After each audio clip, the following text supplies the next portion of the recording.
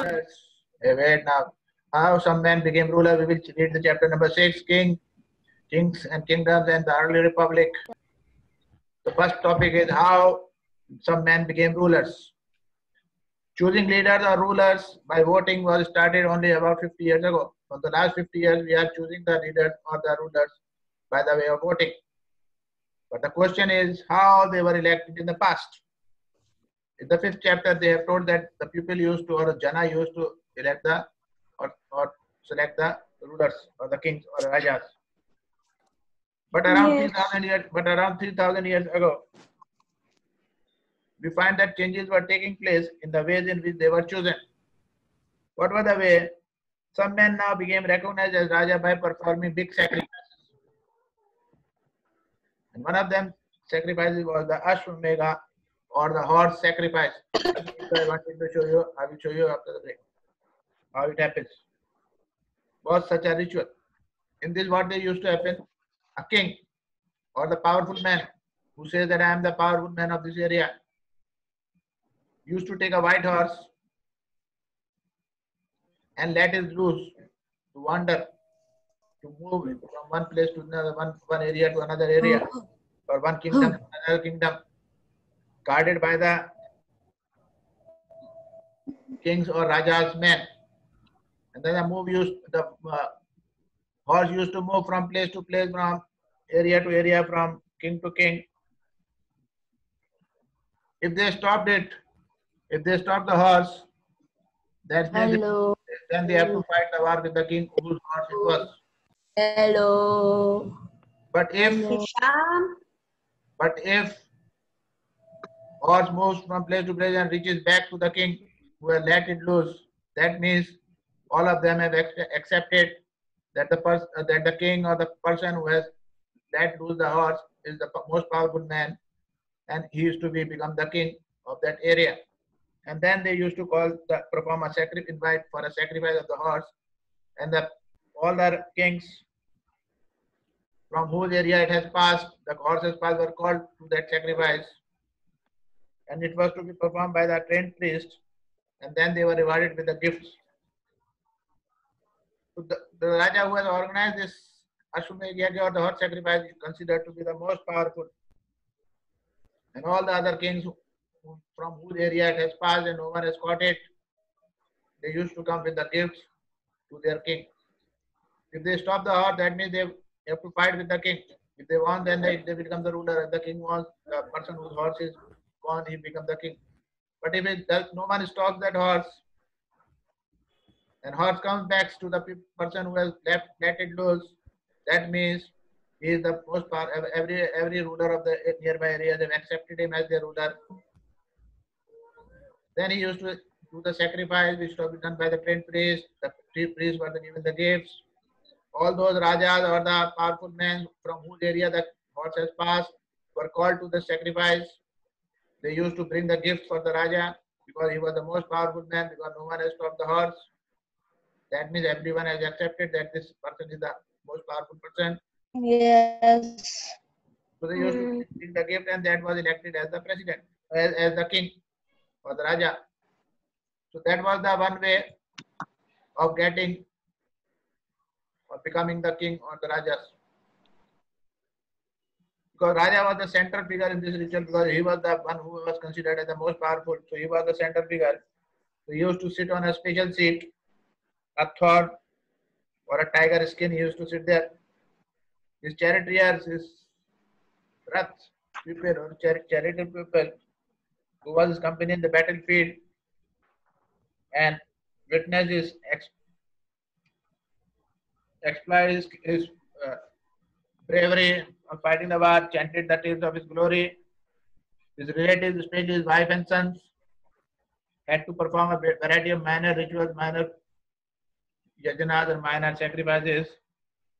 Other rajas from whose area it has been passed used to sit there simply as a spectator, like you are sitting as a spectator, and sit and watch see how the king is performing the sacrifice. Priests used to perform the sacrifice by sprinkling the Ganga water or sacred water on the king. First of all, they put the water on the king. That was the Ganga water or the sacred water. The ordinary people or the fish or the Vaishyas or the businessmen also used to brought the gift for the king who were going to become the king. However, some people who were Shudras, lower caste people, were not invited into this sacrifice. They were not used to be invited into this sacrifice. The Shudras or the lower caste people or other people were not allowed to enter into this sacrifice function or into this function. They were kept aside. Now, most important thing coming is the Varna system. Anything to ask regarding Ashwamedha Yajna or Yajna or horse sacrifice? Anyone can explain me the horse sacrifice? Anyone there? Because it's going on recording, it's going on to YouTube. Very soon, recording is going. Anyone can tell me what was Ashwamedha Yajna? Sir, can I tell? Tell. First, Biraj Gandhi. Then, your voice is not clear. first, Sir, can I tell? first Biraj Gandhi, then Abdul Rahman. Sir, can I tell? Sir, can I tell? Go. Again the Umar Fazal. question. Very good. I will ask you Umar Fazal after. First Biraj Gandhi will explain. First chance to Biraj. Explain. But sir, can you tell me again the question? What was Ashwamedha Yajna? Short, 10 minutes short. What was our sacrifice? Otherwise, I'm going to Umar Fazal. Sir, I cannot listen your voice clearly. Okay, Umar Sacrifice Fazal. before what you... Umar Fazal. Sir, the process was like they had the horse has to wander other rajas. If the horse stopped, so they had to fight with the king. If it didn't, they will become the king. Yes. Accepted as the king. Whose horse was there? Sir was telling horse. Now, Abdul Rahman. It was a ritual. Sir, who will be given a seat, a crown, and a tiger cloth, Very good. Now, tiger skin. very good, Umar Fazal. Well tried, well done. Now, Abdul Rahman, Elias. It is not clear. Listen. The Ashwamedha is the sacrifice in which the other kingdom will let the white horse wander freely. So if the other king, it will wander to other kingdoms. So in the other kingdom, if they stop the horse, it means that they are ready to fight with the other king, or else it means that they are inviting the other king to the sacrifice. Sir, can I tell now? Tell, Biraj Gandhi. Tell. Sir, a horse sacrifice means in which a horse it is loose to wander freely anywhere where you want to go, and this horse is guarded by the Raja's man. And if the horse gone into the kingdoms of other Rajas, and if they stop it, then it means they had to fight. And if they allow the horse to pass, it means that they had accepted that the Raja who wanted to perform is the sacrifice who want to perform is more stronger than them. Very good. Well done, Biraj Gandhi. Tell. Sir, this Ashwamedha is a type of ritual in which a person from a kingdom will allow a king from a kingdom will allow his one horse to move freely wherever it wants to go. If it is going in the other kingdoms, then if the guards of that kingdom stop him, means they will fight with that king who owns that horse. And if they allow the horse to go inside their kingdom freely, then it means that they accept that the owner of that horse is the Raja of that place also. Or the stronger man. Say. The Ashwamedha or horse sacrifice was once a ritual A horse was let loose to wander freely, and it was guarded by the Raja's men. If the horse wandered into the kingdoms of other Rajas and they stopped it, they had to fight. If they allowed the horse to pass, it meant that they accepted that the Raja who wanted to perform the sacrifice was stronger than them. These Rajas were then invited to the sacrifice, which was performed by specially trained priests who were rewarded with gifts. The Raja who organized the sacrifice was recognized as being very powerful, and all those who came brought gifts for him. Yeah. And the Raja was first of all sprinkled with the sacred water or the Ganga Jal. And then ordinary people, the fish and the Vaishyas used to give them the gift brought by them to the king. But those who were the Shudras or the lower caste people were not allowed to participate in this ritual. Very good. All of you done well done. Clap for all Thank of you. Now next topic, Varnas. What the Varnas are, Varn is their one system. It is a system in Hinduism, olden days also. Still they are following. In some areas, in some part of the country, still they follow this Varna system. Although it is a olden days system. They say that many books were composed in North India, especially in the area drained by the Ganga River and the Yamuna during this period. And these books were used to be called as later Vedic period books or the later Vedic, because they were composed after the oldest book of Hindus, that is the Rig Veda. That's why it was known as later Vedic. In that they give, in this Vedas or Rig Veda, there were 3 other books, Samveda, Yajurveda and Atharva Veda, as well as other books were included into it, into Rig Veda. It is said that they were composed by the priests and described how the rituals were to be performed. And they also contained the rules of the society, of the Hindu society, how the Hindu society to be governed. And they say that there were different people in the group in that society at that time, priests and warriors, farmers, herders, traders, craft persons, laborers, fishing folk, and forest people. And they say some were the rich, very rich, some were farmers, some were traders. Now the priests, the Brahmins or the Hindu priests have divided the Hindu society or the people into 4 groups at that time in the olden days, which is still followed. What are those 4 groups? The 4 groups are known as Varnas. And according to them, each Varna has a different set of functions. Each Varna has to perform different sets of functions or different sets of work. What are they? First of all, the first Varna is the Brahmin, which are considered to be the literate people in the Hindus at that time. So their work was to, and they were expected to teach. What to teach? Vedas, perform sacrifices and receive gifts. It was the work of the Brahmins, who were the first highest position or highest Varna. The second place were the rulers. They were known as Kshatriyas.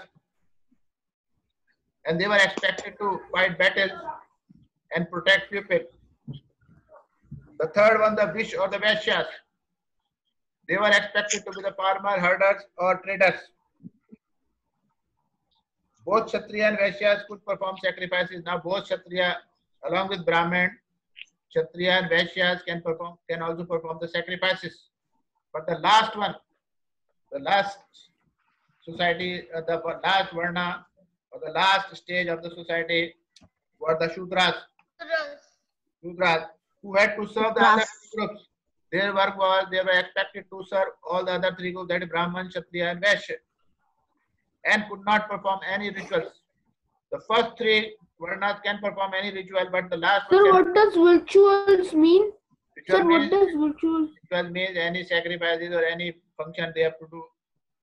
Only these 3 people can do, not the Shudras. They cannot enter into the temple, they cannot perform any function. So what is ritual? Often women were also grouped into the ritual. Means in the Hindus, they do something like in our Pata and other things are there in some of the community, in our community. In that way, Hindus, they are performing the sacrifices or performing the yagna or performing other things that is known as ritual. So the women were also grouped with the Shudras. The women were also not allowed to perform sacrifices or perform other things. Along with that, both women and Shudras were not allowed even to read the Vedas. All the three others can read the Vedas, but the Shudras and women cannot read the Vedas. The priest said that these four varnas have been divided on the basis of the birth. What they said that, for example, if one father and mother were Brahmins, so the son born in their family will automatically be a Brahmin. If a son born to the Kshatriya family, he automatically will become the Kshatriya. That means he will be the king or the warrior or the protector of the society. Later they included some untouchables in their craftsmen, but they are hunters, but they are gatherers, but they are who used to perform burials and cremations. So they were considered to be the lower caste or the untouchables.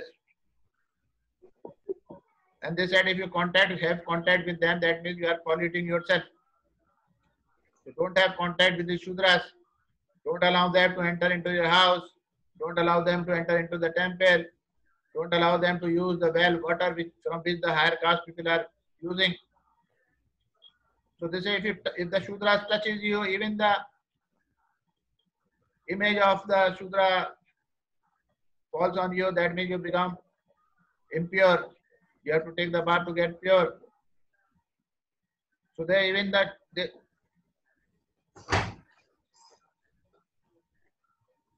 falls on them, that means they will be considered to be the untouchables. So they will be polluting you. So don't allow them into your house or don't touch them. Don't allow them to enter into your temple or any other place. So many people did not accept this. Some accepted this and many people did not accept this. They thought that they were superior than the priests. The Kshatriyas thought that they are superior than the priests. Why the Brahmins have been kept above us? So the many kings did not accept it. They said we are more powerful than the Brahmin. Other felt that birth cannot be the basis of deciding which Varna people belong to. But cannot be the way that if you are born in a Brahmin, that you are Brahmin. If you are born in a Kshatriya, you are Kshatriya. But cannot determine this Varna. Because it is not the fault of the son or the boy who was born in the family, that is born in a priest family. So they said it should not be on the basis of occupation. It should be based on the occupation. Maybe Brahman son wants to become Kshatriya, wants to fight the war, wants to join the army, but he cannot join. So it should not be by birth, it should be by occupation. Others felt that everybody should perform the ritual, everybody should be allowed. Why Shudras are not allowed to perform rituals? They should also be allowed to perform rituals. Others condemned the practice of untouchability. They said the untouchability is not good. It should be abolished totally. And there were many areas in the subcontinent, such as Northeast, where social and economic differences were very, very sharp. In the Northeast, this Varna system was not prevalent, not used by the people. And this difference was also not sharp. Everybody was living together. Because there the influence of the priest was very less. So where the influence of the priest was much, this Varna system was adopted or used by the people, and where this priest not there, or the effect of the priest was influence of the priest or the Brahmins were not there. There they were not performing. They considered all other people as equal. No one was Brahmin, no one was Kshatriya, no one was Vaishya, no one was Shudra. Everybody was equal. But where the priest had the dominant role, there this type of division was there, and that was the Varna system. In this you have to understand what is Varna system. 4 groups are there. Brahmin were the first, Kshatriya were the second, Vaishya were the third, and Shudras were the fourth. Brahmin's work was to teach Vedas and perform sacrifice and rituals. Kshatriya's work to fight the war, battles, protect the people from enemies. Vaishya's work was to do the business, farming, etc. Were the herders, farmers, and the And Shudras were the Yeah, and Shudra were the people who has to do the work for all other three. They have to serve the other three. That is Brahman, Kshatriya, and Vaishya. They have to serve. That is cleaning the toilet, clean their houses. Their work was to clean only, and they were not considered to be to study Vedas or to mix up with them. Not to We mix are up. having network problem. Yeah, so not to mix with people. Can't hear you. Your voice is cutting. Sir, your voice So not to is fix. very much cutting. So not to. Lagging. Sir, your voice is cutting and I can't hear you we are properly. not tuned. No, sir. Sir, just rejoin again. Again, it will come good, I think. Sir, rejoin. So not to. Sir, I can't hear you See, as properly. this. Thank you very much. Now after the break we will meet. Okay. I was I